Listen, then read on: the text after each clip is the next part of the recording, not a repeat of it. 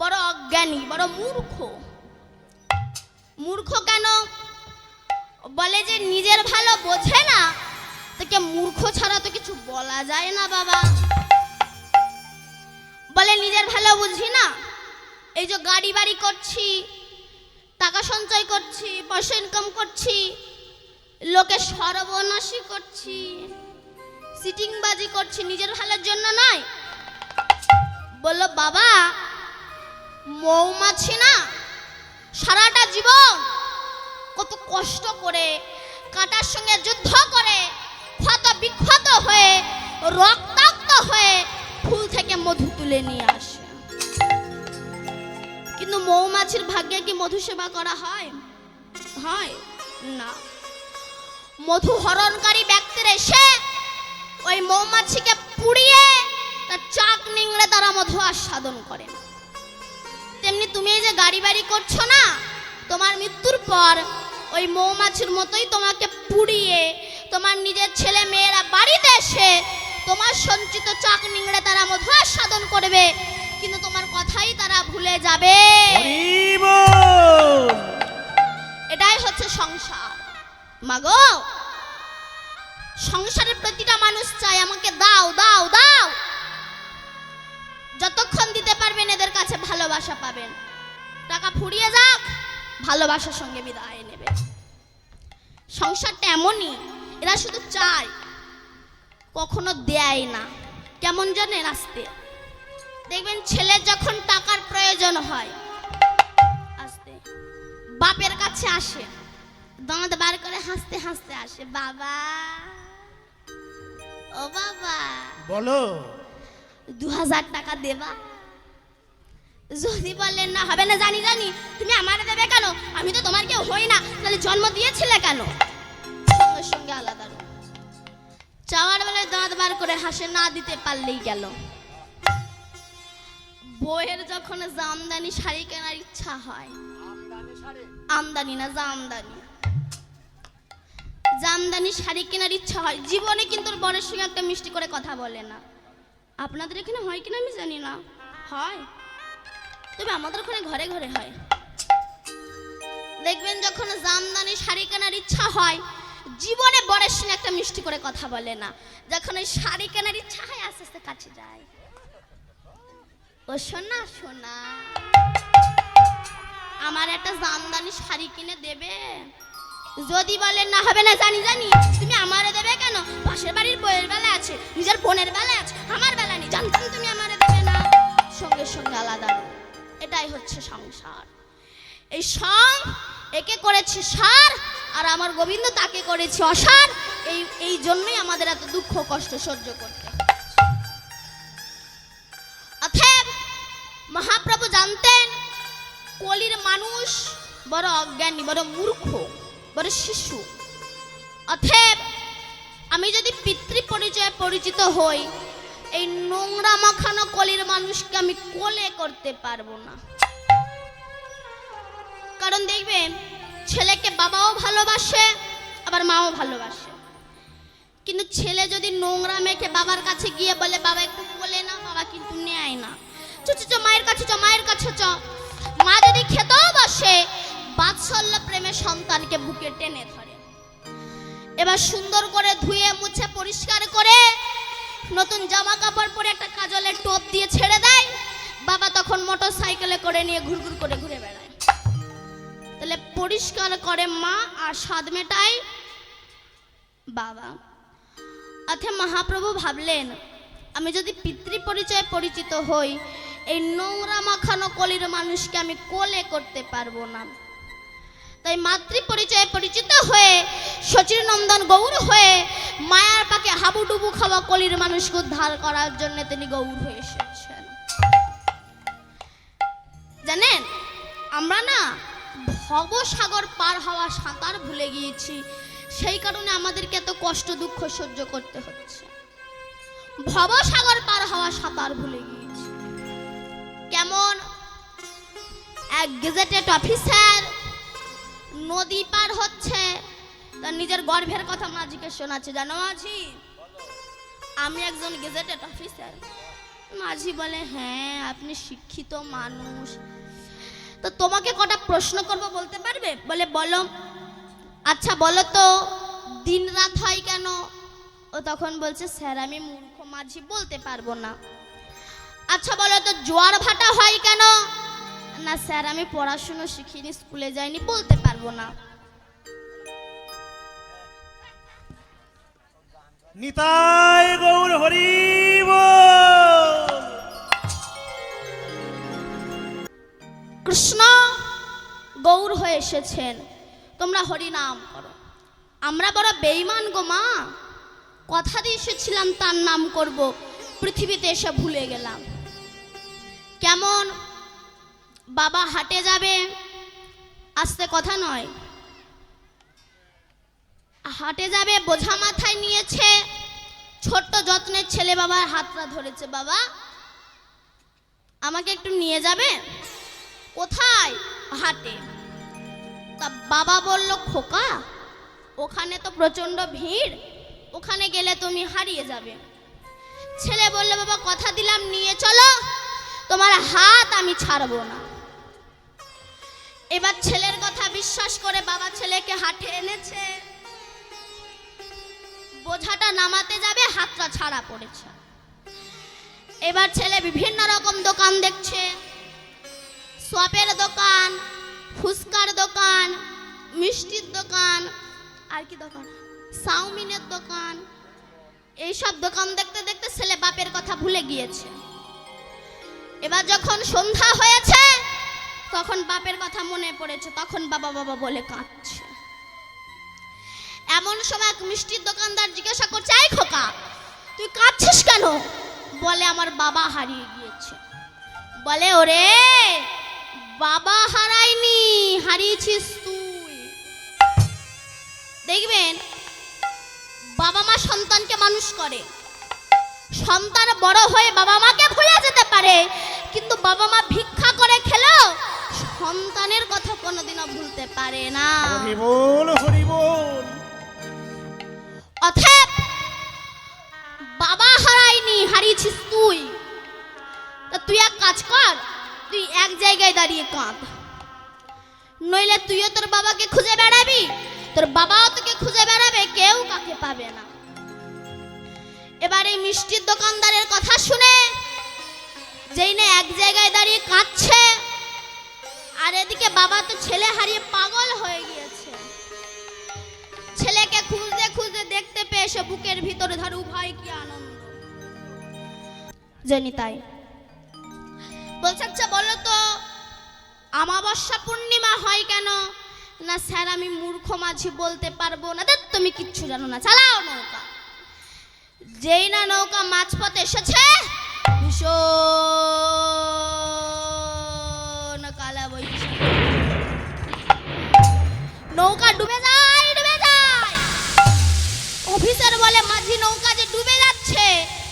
মাঝি বলে, স্যার আপনি এত কিছু শিখেছেন, সাঁতারটা শিখেছেন তো? বলে, ভাই ওইটা তো শিখিনি। তাহলে ডুবে মরো। আমরা সব শিখেছি, কিন্তু ভবপাড়া পারে সাঁতার, হরি নাম আমরা শিখিনি, আমাদের তো ডুবে মরতেই হবে। তাই মনুষ্যকুলে জন্মগ্রহণ করে হেলায় কাটিও নাম, হরি নাম করো, কৃষ্ণ বলো, গৌর ভজ। বৈষ্ণব কবি তত্ত্ব দিচ্ছে, আমরা যখন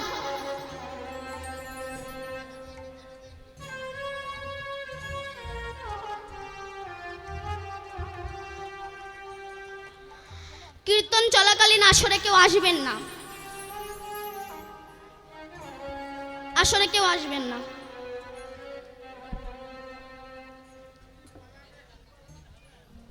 লীলায় গেলে তবে বলছি, জানি তাই।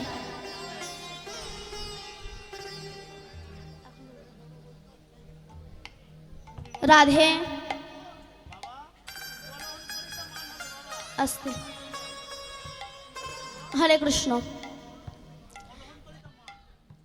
বৈষ্ণব কবি তত্ত্ব দিচ্ছে, আমরা যখন মাতৃগর্ভে ছিলাম, ওই কৃমিকীটের দংশন সহ্য করতে না পেরে 32টা নারীর বন্ধন, চামড়ার বাক্সের ভিতরে পুঁজ রক্তের ভিতরে থাকতে না পেরে আমরা বিশ্বপিতাকে কেঁদে বলেছিলাম, হে বিশ্বপিতা, আমাদেরকে একটু ভবের হাটে নিয়ে যাবে। আমাদের বিশ্বপিতা বলেছিল, বাবা রে, ওখানে গেলে তো সবাই হারিয়ে যায়। সবাই বলেছিল আমার নাম করবে, কেউ আমার নাম করে না, তা তুই যদি হারিয়ে যাস। আমরা বলেছিলাম, হে বিশ্বপিতা, একবার নিয়ে চলো, কথা দিলাম। যত ভালো মন্দ খাই না কেন, যত গাড়ি বাড়ি ঐশ্বর্য হোক না কেন, কথা দিলাম তোমার চরণ আমরা ছাড়ব না। এবার আমাদের বিশ্বপিতা আমাদেরকে বিশ্বাস করে যেই না আমাদেরকে ভবের হাটে এনেছে, আমরা বিভিন্ন রকম দোকান দেখছি। ছেলে একটা দোকান, মেয়ে একটা দোকান, নাতি নাতনি আত্মীয় স্বজন সব এক একটা দোকান। এই দোকানগুলোকে সারা জীবন দেখছি, অনুভব করছি। অনুভব করতে করতে যখন আয়ু সূর্য পাটে বসেছে, কাম ক্রোধ লোভ আমাদেরকে ঘিরে ফেলেছে, বৌমার কাছে ঝেঁটালাতি খাচ্ছি।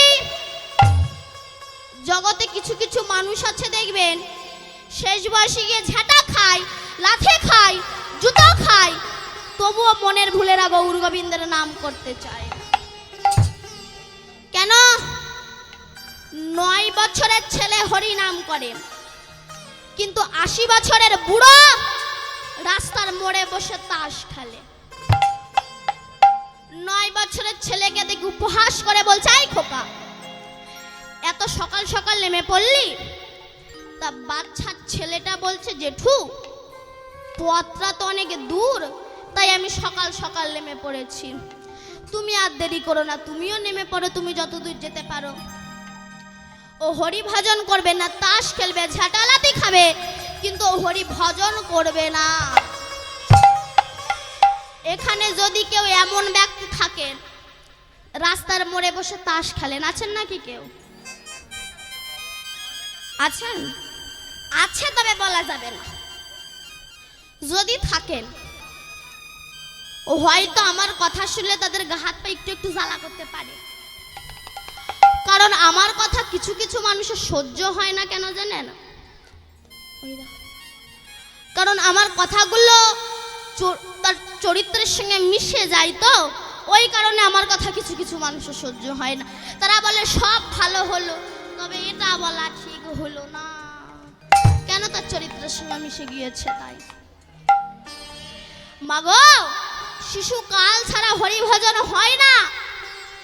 এবার ধীরে ধীরে যখন আয়ু সূর্য পাটে বসতে শুরু করেছে, গোনা দিনগুলো আস্তে আস্তে ফুরিয়ে আসছে। এইবার একবার ছুটে যাচ্ছি কালীর কাছে, দুর্গার কাছে, শিবের কাছে। কোথায় গেলে আমরা বিশ্ব পিতাকে পাবো?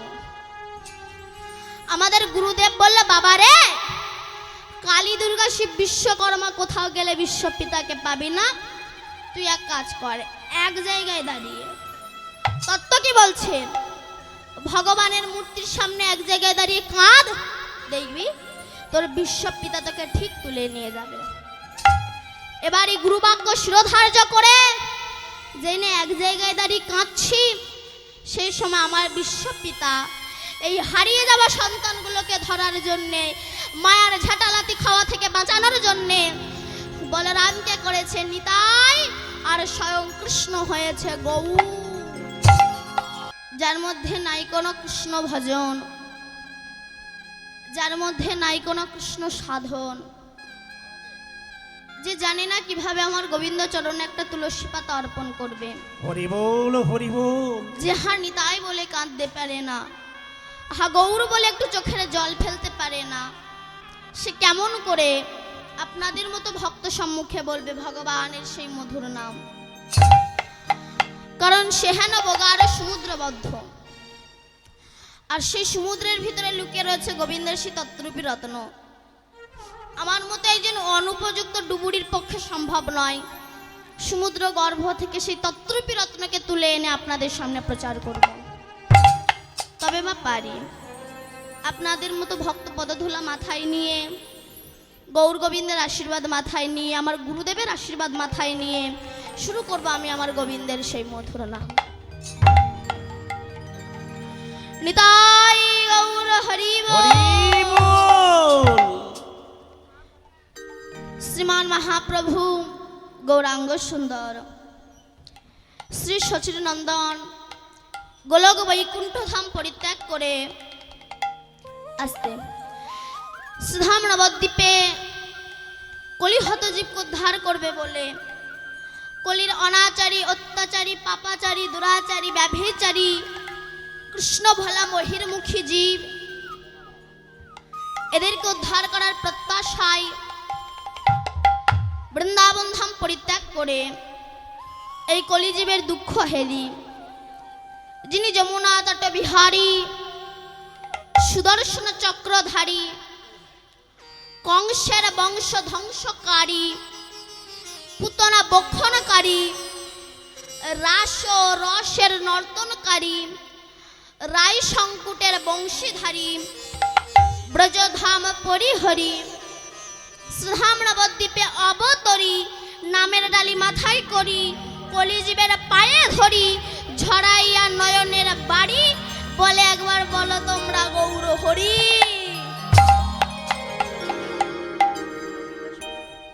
এসেছেন কলিহত জীবকে হরিনামের প্রতিধ্বনি দিয়ে উদ্ধার করার জন্য আসতে বৃন্দাবন ধাম পরিত্যাগ করে নবদ্বীপে এসেছেন।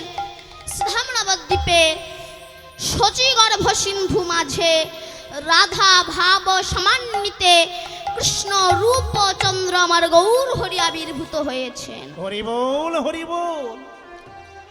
শাস্ত্র বলছে বহির্জগতের চন্দ্র যদি আকাশ উদিত হয় কেবল বহির্জগৎকে আলোকিত করে, কিন্তু যদি কোনো ভক্তের হৃদয় আকাশে আমার গৌরূপ চাঁদের উদয় হয় তবে সেই ভক্তের বাইরেটাও আলোকিত হয় এবং ভেতরটাও আলোকিত হয়। তাই বললেন হেন গৌরাঙ্গ সুন্দর জীবের হৃদয় কন্দরে প্রবেশ করুক। কন্দর, কন্দর মানে কি? গুহা। বলছে কোন গুহায় ধরো অনাদিকাল হতে অনেক পশু পাখি বাস করছে, এবার কোন ক্রমে ওই গুহায় যদি কোনো সিংহ প্রবেশ করে আর সিংহ প্রবেশ করে একবার যদি গর্জন ছাড়ে তাহলে সমস্ত পশু পাখিগুলো হয়তো অন্যত্র চলে যাবে, দূরীভূত হয়ে যাবে। ঠিক তদ্রূপ আমাদের হৃদয় রূপ কন্দরে অনাদিকাল হতে অনেক পশু পাখি বাস করছে। কি? কাম ক্রোধ লোভ মোহ মাদ আশ্চর্য পরশ্রী কাতরতা অজ্ঞানতা লোভ হিংসা অহংকার আমিত্ব এগুলো সব পশু পাখি রূপে বাস করছে। কোন ক্রমে গুরু কৃপার দ্বারা কর্ণ গুহার হইতে যদি কখনো আমার গৌর হরি সিংহ এই হৃদয় মন্দিরে প্রবেশ করতে পারে আর হৃদয়ে প্রবেশ করে একবার যদি কৃষ্ণ নামের হুঙ্কার ছাড়তে পারে তাহলে সমস্ত পশু পাখিগুলো হয়তো অন্যত্র চলে যাবে, দূরীভূত হয়ে যাবে। তাই বললেন এহেন গৌরাঙ্গ সুন্দর জীবের হৃদয় কন্দরে প্রবেশ করো। তিনি কে? না, তিনি হচ্ছেন আমার সচির নন্দন। আসতে মহাজন এখানে আরেকটা প্রশ্ন করেছেন, এ জগতে আমরা যতজন আছি সবাই আমরা পিতৃ পরিচয়ে পরিচিত হই, তাই তো? আমার নাম দীপান্বিতা কয়াল, আমার বাবার নাম দেবব্রত কয়াল, সব আমরা পিতৃ পরিচয়ে পরিচিত হই। কিন্তু গৌরাঙ্গ মহাপ্রভু পিতৃ পরিচয়ে পরিচিত না হয়ে মাতৃ পরিচয়ে পরিচিত হলেন কেন? না মহাপ্রভু জানতেন পৌঁছে গেলাম মধুময় শ্রীধাম বৃন্দাবন ধামে। মধুময় শ্রীধাম বৃন্দাবন ধামে গোবিন্দের আসতে যে অপ্রাকৃত অহূতুকি লীলা আমরা সাধন করব, যে লীলা সাধন করতে আমরা ব্রতী হয়েছি, এই লীলাটির নাম হলো আমার শ্রীমতী রাধারানীর কলহন্তরিতা মাল লীলা। আজ শ্রীমতী রাধারানী ললিতা বিশাখা চম্পকলতিকা ইন্দুরেখা সুদেবী রঙ্গদেবী চিত্রা সুচিত্রা আদি অষ্টসখী পরিব্রতা হয়ে জটিলা মন্দিরে অট্টালিকার উপরে বসে আছে। আর আমার গোবিন্দ আছে বেলি অবসানকালে ধেনুবৎস সঙ্গে করে নিয়ে, নবলক্ষ ধেনুবৎস নিয়ে শ্রীরাম সুদাম দাম বসুদাম বটু মধুমঙ্গল প্রমুখ শাখা বেষ্টিত হয়ে দাদা বলরামের সঙ্গে নাচতে নাচতে বাড়ি ফিরছে। এই যে লীলাটি, ভগবানের তোমার কোনো লীলা শেষ হয় না, প্রচুর লীলা। কিন্তু আমাদের মানুষের জীবনে দুটি করে পালা আছে, কি বলুন তো? দুটি পালা কি? একটা হচ্ছে আসার পালা আর একটা হচ্ছে বিয়ের পালা, যাওয়ার পালা। আসার পালা শেষ, এবার কোন পালা ধরবেন? যাওয়ার পালা। মাঝখানে কি চলছে? ঝালা পালা। যাই হোক, রাধারানী দাদা বলরামের সঙ্গে নাচতে নাচতে সখা আর গোবৎসগণকে সঙ্গে নিয়ে বাড়ি ফিরছে। আর ওই আস্তে আস্তে আস্তে আস্তে যখন জাবটের ওপর দিয়ে আসছে, আস্তে গল্প করো না, রাধারানী অট্টালিকার ওপরে বসে আছে আর গোবিন্দ আসছে, ওই আস্তে আস্তে আস্তে দুজনের চোখে চোখ পড়েছে। যেই চোখ পড়েছে, গোবিন্দ তো রাধাকে কিছু বলতে পারছে না। কেন বলুন তো? ওই যে পাশে দাদা বলরাম ছিল তো, ওই কারণে মুখে কিছু বলতে পারলেন না, কেবল ইঙ্গিতে দেখিয়ে দিলেন, মানে সাটে সোটে। সাটে সোটে বোঝো তো? আগেকার দিনে সাটে সোটে প্রেম হতো।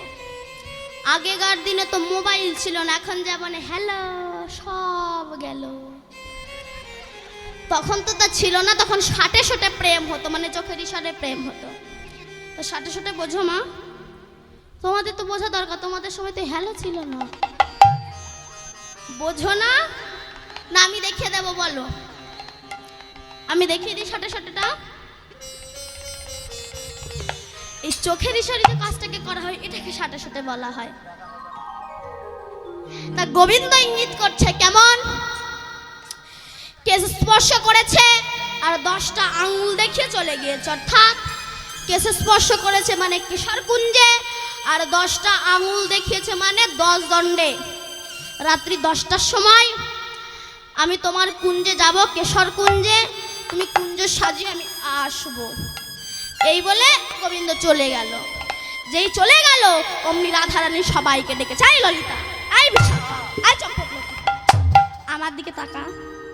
জানিস আমার গোবিন্দ আমায় বলেছে ও নিশি 10 দণ্ডে আমার কুঞ্জে আসবে। চল, আবদারি কেন? এবার গিয়ে কুঞ্জ সাজায়। দেখুন, সংসারের মধ্যে থেকেও কিন্তু গোবিন্দের ভজনা করা যায়। অনেকে বলে সংসারে চাপে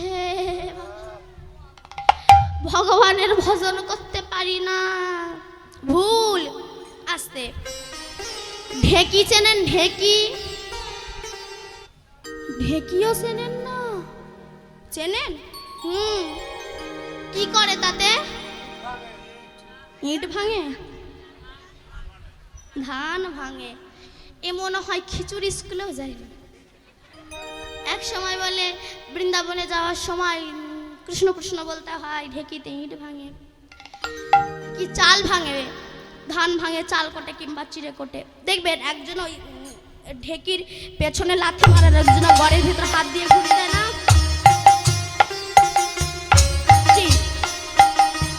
এমন তো? তা দেখবেন যে ওই ঘরের ভিতরে হাত দিয়ে ঘুরিয়ে দেয়, কোলে বাচ্চা দুধ খায়, চোখ কিন্তু রান্না করে। এই খোকা, রান্নাঘরের দরজাটা খোলা, লাগিয়ে দে, কুকুর ঢুকবে। কোলে বাচ্চা দুধ খায়, সে আবার কাঁদে, কিন্তু মনটা কোথায় বলুন তো? মনটা কোথায়?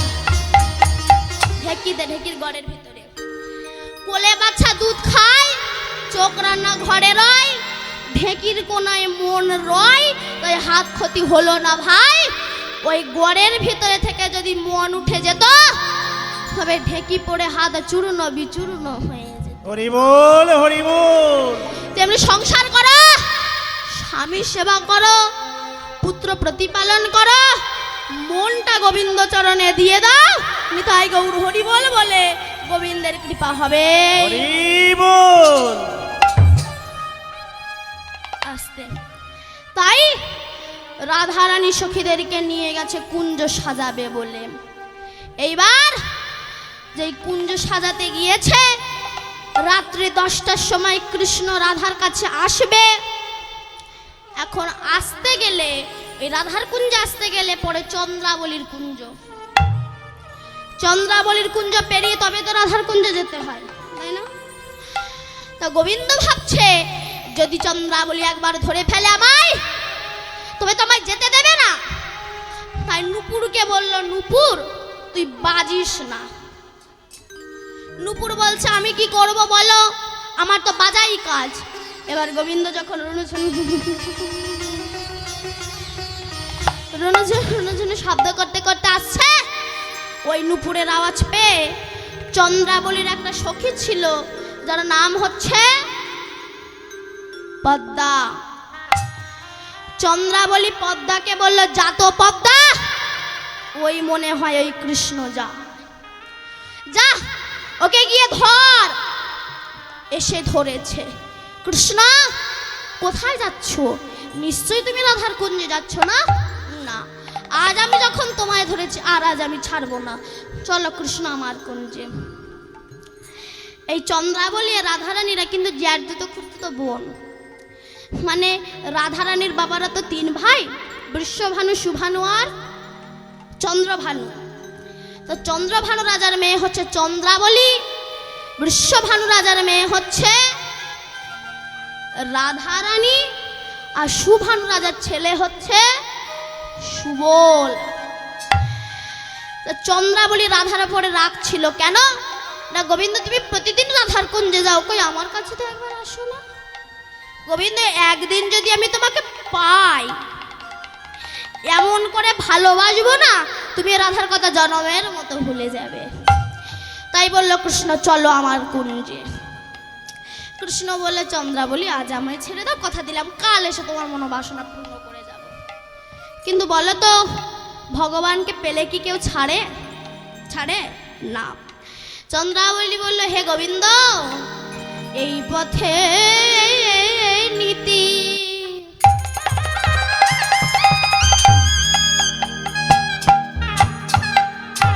পরগতাগতি,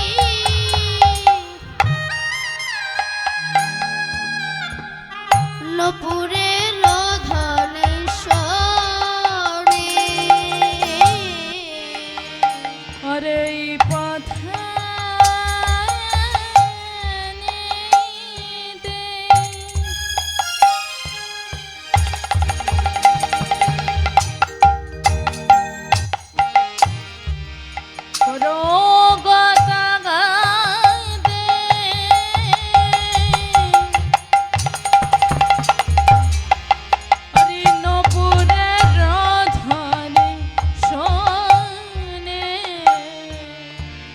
আবার রাধা শোনে গো,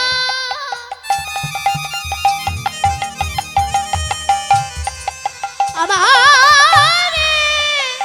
নয়রা, আমার রাধা শানে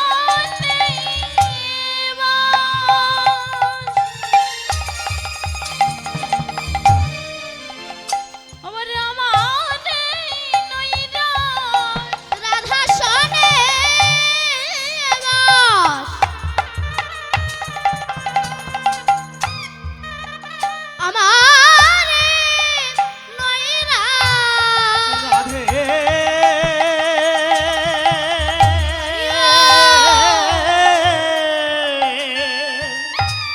প্রেমময়ী রাধে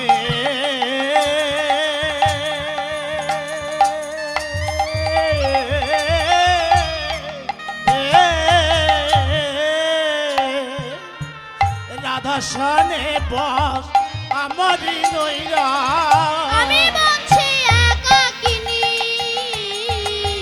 আমি বলছি একাকিনী, আমার রাধা শানে বস আমারই নৈরাস, রাধা শানে বস আমারই নৈরাস, আমি বঞ্চি একা এনে, আমি বঞ্চি একা কিনি। বধূ আমার মন বাসনা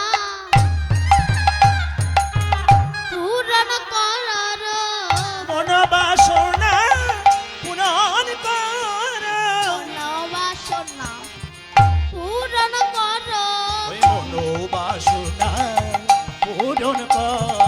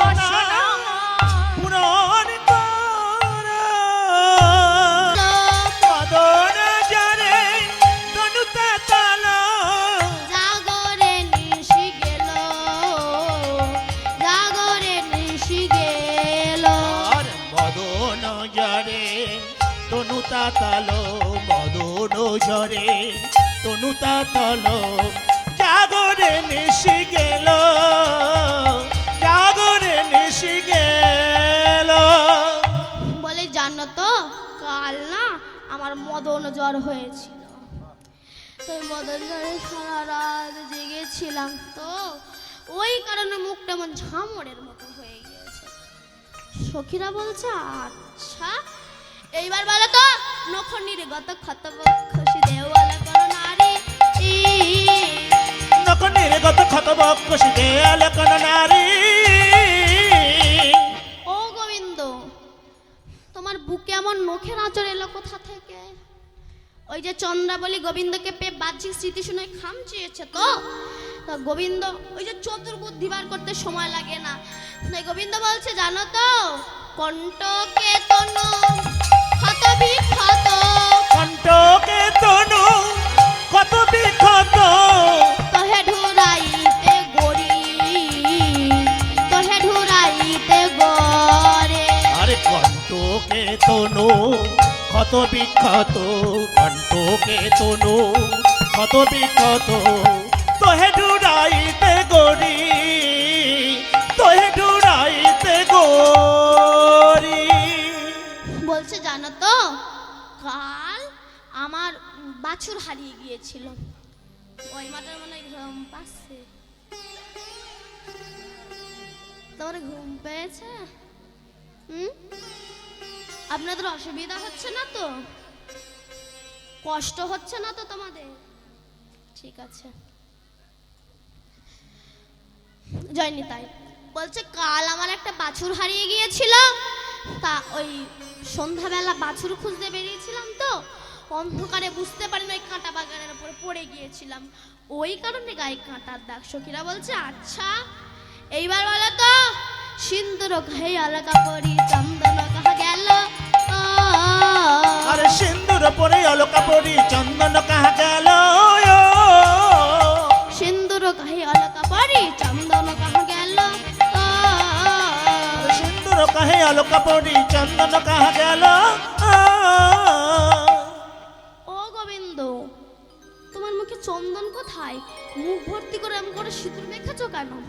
ওই যে চন্দ্রাবলী বাহ্যিক স্মৃতি শূন্য হয়ে চন্দন নামনি মুখ ভর্তি করে সিঁদুর মাখিয়েছে, তো তাই গোবিন্দ বলছে গিরি গোবর্ধনে গৌরী কোশেবী, গিরি গোবর্ধনে গৌরী কোশেবী, সিন্দুর করি মাল, সিন্দুর করি মাল। আর গিরি গোবর্ধনে গৌরী কোশেবী, গিরি গোবর্ধনে গৌরী কোশেবী, সিন্দুর পরিমাল, সিন্দুর পরিমাল। গোবিন্দ বলছে জানো তো কাল ও গোপিয়াস কাল ওই গোবর্ধনে গৌরী পূজা হয়েছিল, তো তা সবাই একটু সিঁদুর মাখে নাই, যে না আমি একটু শাক করে সিঁদুর মেখেছি। তুমি ছেলে সখীরা বলছে আচ্ছা এবার বলো তো নীলাম্বর তুহু পহিরাইলি পীতাম্বর ছড়ি, নীলাম্বর তুহু পরিবরি পীতাম্বর ছড়ি।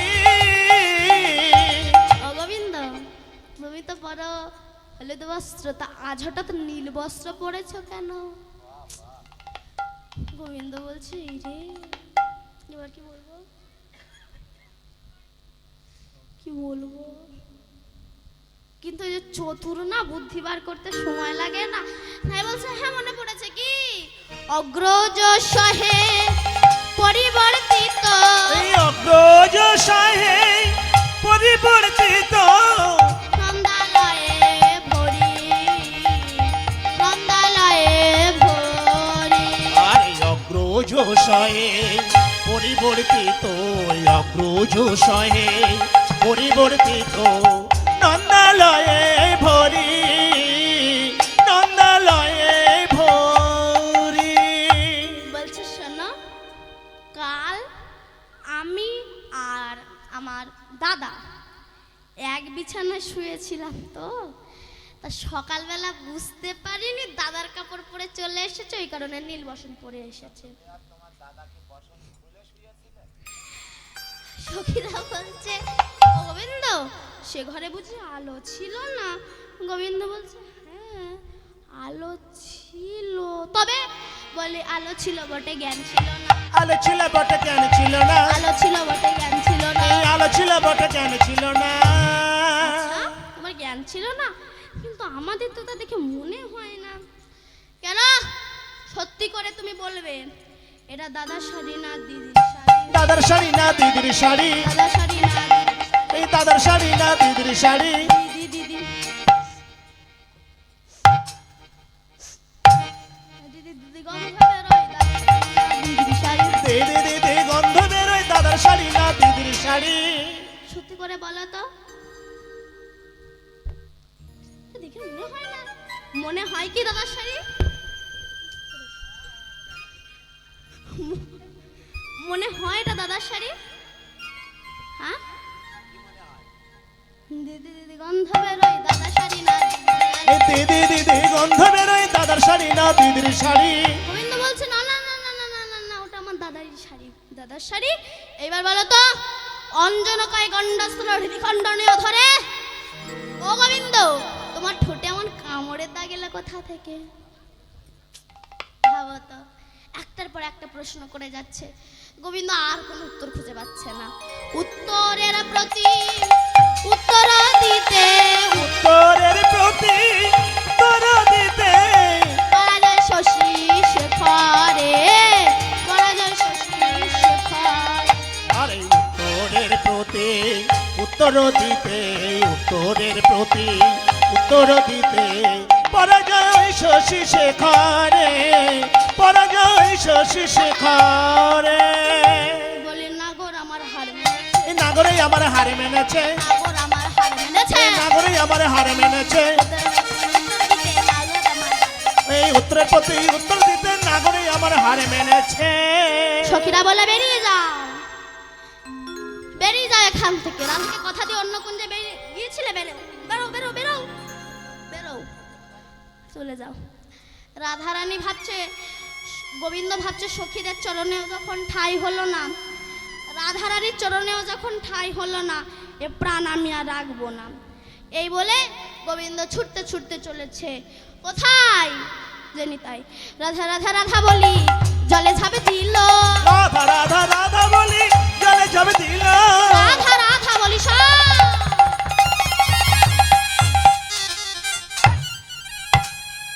জলে ঝাঁপে দিল। রাধা রাধা রাধা বলি শ্যাম জলে ঝাঁপে দিল। কৃষ্ণ পরশ জল শুকাইয়া গেল, আরে কৃষ্ণ পরশ জল শুকাইয়া গেল, কৃষ্ণ পরশ জল শুকাইয়া গেল, আরে কৃষ্ণ পরশ জল শুকাইয়া গেল, কৃষ্ণ পরশ জল শুকাইয়া গেল। আরে কৃষ্ণ পরশ জল শুকাইয়া গেল, কৃষ্ণ পরশ জল শুকাইয়া গেল, কৃষ্ণ পরশ জল শুকাইয়া গেল। জল শুকিয়ে গিয়েছে। যে জল শুকিয়ে গিয়েছে, রাধা গোবিন্দ বালির ওপরে রাধা নাম লিখে গড়াগড়ি দিয়ে কাঁদছে। কেন? রাধা কুণ্ডের জল মনে মনে ভাবছে, রাধার মান ভেঙে যাওয়ার পরে এসে যদি বলে আমার কৃষ্ণের প্রাণ কেন নিলি, ফিরিয়ে দে, কি উত্তর দেব? তাই জল শুকিয়ে গিয়েছে। শুকিয়ে যাওয়ার পরে গোবিন্দ বালির ওপরে গড়াগড়ি দিচ্ছে রাধা রাধা রাধা বলে। এমন সময় কৃষ্ণের পোষা পাখি হচ্ছে সুখ, আর রাধার পোষা পাখি হচ্ছে শাড়ি। সুখ শাড়িকে বলছে, শাড়ি গো, ও শাড়ি, শাড়ি তোমার রাধা কি নিষ্ঠুর গো, এই একটা নিষ্ঠুর বড়। আমার দিকে তাকা শাড়ি, তো রাধা কি নিষ্ঠুর। জগৎবল্লভ কৃষ্ণ কত করে কেঁদে গেল, তো রাধারানী একটু মুখ তুলেও তাকালো না। কি নিষ্ঠুর তো রাধা, শুধু রাধারানী কেন, নারী জাতিরই এমন কঠিন হৃদয়।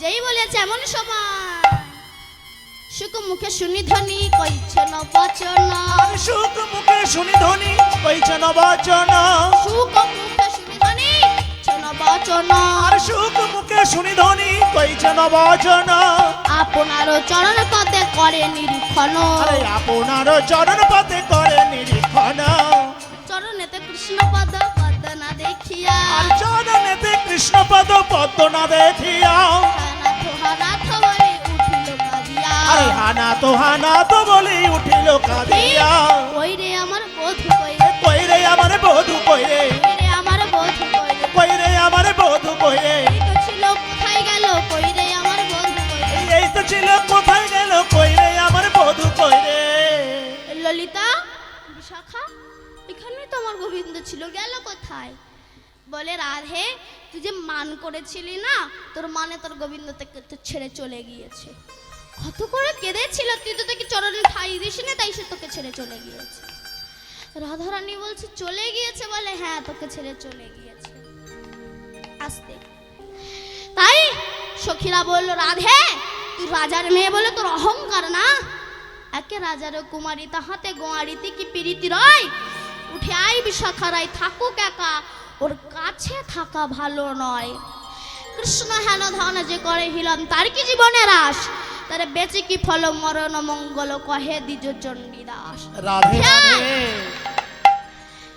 যেই রাধা উঠে আই বলেছে রাধারানী তখন সখীদের বলছে সখী রে যে মানে গোবিন্দ হারাতে হয় ওই মান আর করবো না আর একবারের জন্য আমার গোবিন্দকে এনে দে সখীরা বললে আচ্ছা এনে দেবো তাই কেমন করে আনবি সখীরা বললে আয় রাধে প্রেমকারী গর মোরা যত সখীগণ আরে প্রেমকারী গরে মোরা যত সখীগণ প্রেমকারী গর মোরা যত সখীগণ আরে প্রেমকারী গরে মোরা যত সখীগণ ভাঙিলে গড়িতে জানি প্রীতি রতন আর ভাঙিলে গড়িতে জানি প্রীতি রতন ভাঙিলে গড়িতে জানি প্রীতি রতন আর ভাঙিলে গড়িতে জানি প্রীতি রতন নিয়ে যাব যে চরণ ধরে কাঁদছিল সেই চরণ থেকে উঠে গিয়েছে তো ওই চরণে এনে আবার সাধাবো হবে হ্যাঁ এইবার ওই কৃষ্ণ বড় চতুর তো ওকে আনতে গেলে যে সখী পাঠালে হবে না কে যাবে না বৃন্দা এবার বৃন্দা চলেছে রাধা নাম গাইতে গাইতে গোবিন্দকে আনতে বৃন্দা চলেছে রাধা নাম গাইতে গাইতে যাচ্ছে ভাবটা কেমন জিতি কুঞ্জর গতি মন্থরে চলে তো শো বড় নারী বংশী বটে যা বটে তোটা বনহি বনহেরি এবার বৃন্দায় গিয়ে যে জায়গাটা গোবিন্দ গড়াগড়ি দিচ্ছে ওই জায়গাটায় বৃন্দা গিয়ে নুপুর বাজাচ্ছে ওই নুপুরের আওয়াজ পেয়ে গোবিন্দ পেছন থেকে ডাক দিয়েছে বৃন্দা ও বৃন্দা কে?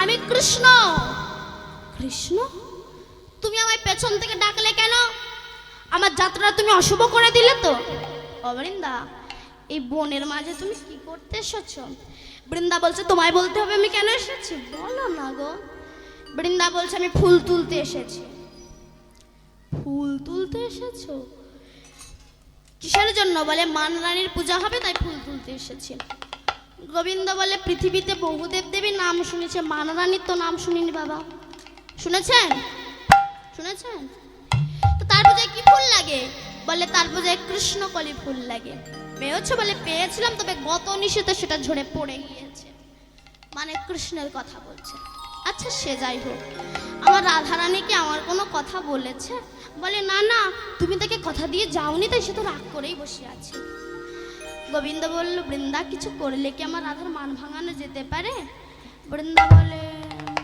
হ্যাঁ একটা উপায় আছে কি মালিনীর বেশে যদি যেতে পারো শ্যাম মালিনীর বেশে যদি যেতে পারো শ্যাম মালিনীর বেশে যদি যেতে পারো শ্যাম আরে মালিনীর বেশে যদি যেতে পারো শ্যাম ভাঙিলে ভাঙিতে পারে মান রানীর মান আরে ভাঙিলে ভাঙিতে পারে মান রানীর মান ভাঙিলে ভাঙিতে পারে মান রানীর মান আরে ভাঙিলে ভাঙিতে পারে মান রানীর মান গো যেতে কি পারবে এই যেতে কি পারবে যেতে কি পারবে এই যেতে কি পারবে মালিনীর বেশে তুমি যেতে কি পারবে ওই মালিনীর বেশে তুমি যেতে কি পারবে ও বৃন্দা আমার রাধার মান ভাঙলেই হলো তুমি যে রূপই ধরতে পারলো না কেন আমি ধরবো কিন্তু এই বনের মাঝে মালিনীর বেল ধারণ করবো কি করে বলে তোমার তো মা আছে যোগমায়া পূর্ণমাসীমা একটু শান্ত হয়ে বসুন আর বেশিক্ষণ লীলা নাই এই বনের মাঝে মালিনীর বেশ ধারণ করবে কি করে বলে তোমার যোগমায়া মাকে স্মরণ করো মা যোগমায়াকে স্মরণ করেছে, মা যোগমায়া সুন্দর করে মালিনীর বেশ ধারণ করিয়ে দিয়েছে। মালিনীর বেশ ধারণ করে গোবিন্দ চলেছে। তোমরা কেউ মালা নেবে গো, ওগো ব্রজবাসিনী, তোমরা কেউ মালা নেবে গো, ও গো ব্রজবাসিনী। কেউ মালা নেবে গো, ওগো ব্রজবাসিনী। তোমরা কেউ মালা নেবে গো, ও গো ব্রজবাসিনী। বৃন্দা বলছে বাইরে দাঁড়াও, আমি ভেতর থেকে অনুমতি নিয়ে আসি। বৃন্দা ভেতরে গিয়ে বলছে, আই রাধে, তোর কৃষ্ণকে বহু খুঁজেছি, পাইনি, তবে আমি না মালিনীকে ডেকে এনেছি। রাধারানী বলছে, আমি আমার গোবিন্দকে ডেকে আনতে বললাম, তুই মালিনীকে ডেকে আনলি কেন? বলে, সে না হয় আনবো, তোর বধুর জন্য মালা আনবি না, মালা কিনবি না? রাধারানী বলে, তাও তো ঠিক, তাহলে ভেতরে পাঠিয়ে দিই। পাঠিয়ে দে। যেই গোবিন্দ ভেতরে আসছে, রাধারানী তো গোবিন্দকে দেখে চিনতে পারিনি, গোবিন্দ মনে করেছে মালিনী, তাই দেখে বলছে, এসো এসো মালিনী গো, আমি তোমার মালা কিনব। এসো এসো মালিনী গো, আমি তোমার মালা কিনিব। এসো এসো মালিনী গো, আমি তোমার মালা কিনব। এসো এসো মালিনী গো, আমি তোমার মালা কিনিব। এসো মালিনী, বসো। সকাল থেকে আমার মনটা ভালো নেই, তোমার সঙ্গে দুই একটা কথা বলে যদি আমার মনটা ভালো হয়। ও মালিনী, তোমার কি বা নাম, কোথায় ধাম গো? তোমার কি বারাম, কোথায় ধাম গো? তোমার কি বা নাম, কোথায় ধাম গো?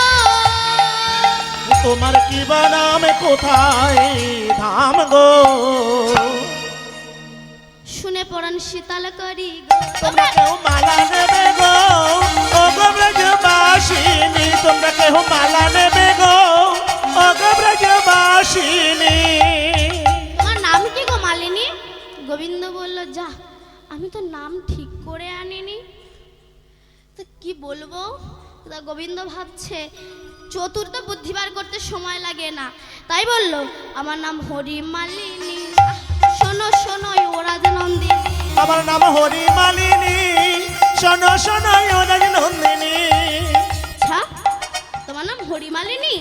বলে, আমার নাম শুধু হরি মালিনী নয়, তবে আমি কালো বলে সবাই বলে গো। আমি কালো বলে সবাই বলে গো। আমি কালো বলে সবাই বলে গো। আমি কালো বলে সবাই বলে গো। কি বলে? কৃষ্ণ মালিনী। তোমরা কেউ মালা নেবে গো, ও গো ব্রজবাসিনী। তোমরা কেউ মালা নেবে গো, ও গো ব্রজবাসিনী। তোমার নাম কৃষ্ণ মালিনী? বলে, হ্যাঁ। তোমার বাবার নাম কি? গোবিন্দ বলল, যা, বাবার নামও তো ঠিক করে আনেনি, ওই যে চতুর্থ শিরোমণি তো, তাই বলছে যেন আমার বাবার নাম হচ্ছে পশুপতি। রাধারানী বলছে, আমার বধুর বাবার নাম নন্দ মহারাজ, কিন্তু তার অনেক গরু বাছুর আছে বলে তাকে অনেকে পশুপতি বলে। আচ্ছা, তোমার মায়ের নাম কি গো? বলে, আমার মায়ের নাম হচ্ছে শ্রী যশোদা। রাধারানী বলছে, আমার বধুর মায়ের নাম তো যশোদা, আর তোমার নাম কৃষ্ণ, আমার বধুর নাম কৃষ্ণ, দুজনের কি মিল গো মালিনী? ও মালিনী, মালিনী, তোমার স্বামীর নাম কি গো মালিনী? এখন আবার বলেন না, বলেন না স্বামীর নাম মুখে? বলে তো, সবাই বলে। এই তাপস, এমন ভাবে ডাকে যেন আমার ঠাকুমা আমারে ডাকছে। আজকাল দেখুন, বিয়ে হচ্ছে, ছেলের বয়স 19, মেয়ের বয়স 30। কেন বলুন তো বিয়ে করে অমন? এখন তো সব বউরা ধরে ধরে বরেদের পেটায়, তাই ও ভাবছে যদি বউ পেটায় তাহলে বলবো গুরুজনে মেরেছে, অসুবিধা না। বলে স্বামীর নাম, বলে স্বামীর নাম বলে মুখে বলতে পারবো না, তবে সাটে সাটে বলি, শোনো, বোঝো তো সাটে সাটে? সাটে সাটে বলবো, যদি বুঝে নিতে পারো তো বোঝো। কি না, ভালো তৈলে চরণ দিলে স্বামীর নাম হয় গো সজন। কি? আর একবার বলো। বলছে, ভালো তৈলে চরণ দিলে স্বামীর নাম হয় গো সজন। ভালো তৈলে চরণ দিলে মানে ভালো তেলের সঙ্গে চরণ যুক্ত করতে হবে বলে হ্যাঁ। তাহলে ভালো তেল কে তো সেটা বার করতে হবে। ভালো তেল কি? ও আবার কি নাম? তুমি বলো দাদু কি তেল? পেট্রোল। পেট্রোল? নবরত্ন? হাসতে। নবরত্ন বলো কোন তেল ভালো? সরিষার তেল। কোন সরিষা ভালো? রাই সরিষা। তার মানে রায়চরণ। তোমার স্বামীর নাম রায়চরণ বলে? হ্যাঁ। তোমার স্বামী কি করে? তুমি কেন মনে মনে মালা বিক্রি করো? বলে আর বলো না গো। তার সঙ্গে একটু ঝগড়া হয়েছিল তাই সে আমায় ফেলে রেখে চলে গিয়েছে। রাধারানী বলে জানো মালিনী আমার বধূ আমায় ছেড়ে চলে গিয়েছে। দুজন আর কি মিল গো মালিনী। তবে মালিনী শোনো না, তোমার আর আমার তো প্রচুর মিল, এসো না দুজনে মিলে একটু সই করি। গোবিন্দ বলছে এতক্ষণ যা ছিল ছিল, সই পাতাতে গিয়ে কি হবে? হ্যাঁ দেখো অনেকক্ষণ থেকে দেখছি তোমরা আমাকে দাঁড় করে রেখে দিয়েছো। যদি আমার মালা না নাও আমি কিন্তু অভিশাপ দেব। বলে তোমার মালার গুণ আছে? বলে হ্যাঁ আমার মালার গুণ আছে। কি? আমার মালা যে না নেবে তার শাশুড়ি আর ননদি মারা যাবে। নেবে মালা, আপদগুলো কিন্তু বিদায় হবে। রাধারানী বলে না, যাদের জন্য কৃষ্ণ দর্শনে যেতে পারি না তারা যদি মরে যায় আরো ভালো হবে। তা গোবিন্দ বলছে ধুর কি বলতে যে কি বলে ফেললাম। আরে আমার মালার ভালো গুণটা তো শুনবে। কি? আমার মালা যে না কিনবে তাদের শাশুড়ি ননদ তো মারা যাবে, আর এখানে যাদের বিয়ে হয়নি তারা ভাবছে আমার তো আর বিয়ে হয়নি আমি কেন মালা নেব। যদি মালা না নাও আমি কিন্তু অভিশাপ দেবো। আমি না, তোমরা যেন রাগ করো না, আমি না।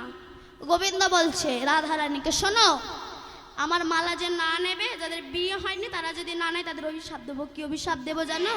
তাদের বুড়োপতি হবে গো। বুড়োপতি হবে গো। বুড়োপতি হবে গো। ওই বুড়োপতি হবে গো। 203 ঘর করিবি বুড়োপতি হবে গো। 203 ঘর করিবি বুড়োপতি হবে গো। 203 ঘর করিবি বুড়োপতি হবে গো। 203 ঘর করিবি বুড়োপতি হবে গো। নেবে মালা? তো রাধারানী বলছে সে যাই হোক, এসো একবার সই করি। গোবিন্দ বলছে তোমার সঙ্গে সই করতে পারি, তবে আমার 3টে শর্ত আছে। কি? বলে এখন নয় আমি মালা বিক্রি করছি, একদিন তো পারবো না, সেদিন তুমি আমায় সই বলবে? বলে হ্যাঁ। বলে প্রতিদিন তো ফুল পাবো না, মালা বিক্রি করতে পারবো না, সেদিন সই বলবে? বলে হ্যাঁ। বলে শোনো শোনো, এখন যদি ও রাধারানী শোনো, এখন যদি আমি মেয়ে থেকে ছেলে হয়ে যাই তুমি আমার সই বলবে? এখন তো সব হচ্ছে, সব বিউটি পার্লারের দোষ। হ্যাঁ বলবো। এবার বদনখানা দেখাও দেখি। যেই না বদনখানা তুলেছে, কি জোড়া ঘুরে বাঁকা নয়ন দেখিয়াছি নীল, দেখিয়াছি নীল। আর মালিনীর বেশে ধনী বধুয়া পাইল। আর মালিনীর বেশে ধনী বধুয়া পাইল। রাধারানী বলেছি কার সঙ্গে এতক্ষণ কি বলছিলাম? সখী এইভাবে গোবিন্দ কেউ আনে? সখীরা বলছে কি করব বল, তুই যা মান করেছিলি আর মান করিস না। এবার গোবিন্দের বাম পাশে গিয়ে দাঁড়া দেখি। রাধারানী গোবিন্দের বাম পাশে গিয়ে দাঁড়িয়েছে। বৃন্দাবনে রাধা কৃষ্ণের মিলন হইল। আরে বৃন্দাবনে রাধা কৃষ্ণের মিলন হইল। বৃন্দাবনে রাধা কৃষ্ণের মিলন হইল। আর বৃন্দাবনে রাধা কৃষ্ণের মিলন হইল। ভজন ভরিয়া সবে হরি। চলো কৃষ্ণ আমার কুঞ্জে। এইবার জোর করে ধরে নিয়ে গিয়েছে। চন্দ্রাবলী তো গোবিন্দকে সেবা দিতে জানতো না। সেবা দিতে জানতো কে? রাধারানী। গোবিন্দ পরে নীল বস্ত্র, পীতাম্বর বস্ত্র মানে হলুদ বস্ত্র, গোবিন্দকে নীল বস্ত্র পরিয়ে দিয়েছে। চোখের কাজল পায়ে দিয়েছে, পায়ের আলতা চোখে দিয়েছে, চন্দন না মাখিয়ে মুখ ভর্তি করে সিঁদুর মাখিয়েছে, যা পেরেছে তাই করে সাজিয়েছে। জানি তাই রাধে। হরে কৃষ্ণ।